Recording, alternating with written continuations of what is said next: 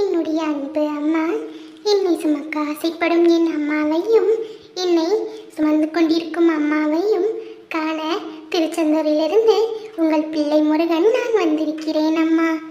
இத்தனை நாட்களாக நீங்கள் ஏங்கிக் கொண்டிருக்கும் விசேஷம் உங்கள் வீட்டில் நிச்சயமாக நடக்கும்.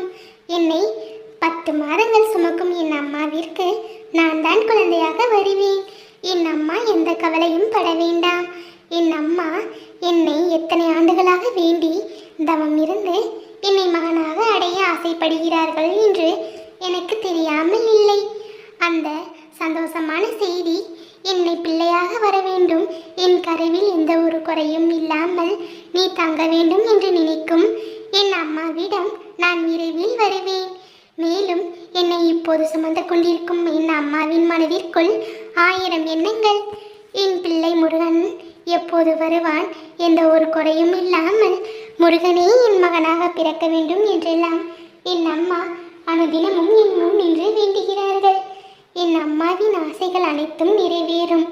என்னை மகனாக நினைக்கும் அனைத்து அம்மாக்களுக்கும் நானே மகனாக வருவேன். எந்த ஒரு குறையும் இல்லாமல் வந்து பிறப்பேன். என்னை சுமக்கும் அம்மாவும் சரி, என்னை சுமக்க காத்து கொண்டிருக்கும் அம்மாவும் சரி, எல்லோரும் எனக்கு ஒன்றுதான் என்றால் அனைவருமே என் மீது அளவிலான நம்பிக்கையும் அன்பையும் கொண்டிருக்கிறார்கள். என் அம்மாவின் முகம் மாடினால் என் மனது தாங்காது. அதனால் விரைவில் என் அம்மாவிற்கு மகனாக வந்து விடுவேன். என் அம்மா, நீங்கள் எதற்கும் கவலைப்படக்கூடாது.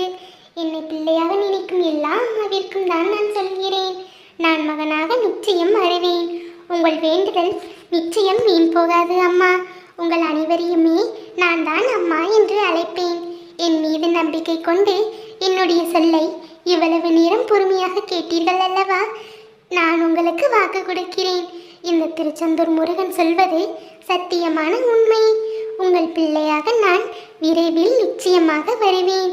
எந்த ஒரு கவலையும் இல்லாமல் நிம்மதியாக நீங்கள் உறங்குங்கள் அம்மா. அனைத்தையும் நான் பார்த்துக் கொள்கிறேன். என் நினைவாக நீங்கள் தூங்கி பல நாட்கள் ஆகிவிட்டது. என் அம்மாவிற்கு ஆறுதல் சொல்லவே நான் வந்தேன். அம்மா, நான் சொல்வதை கேட்டு நீங்கள் நிம்மதியாக இருப்பீர்கள் தானே? உங்கள் பிள்ளையின் முகத்தை பாருங்கள்.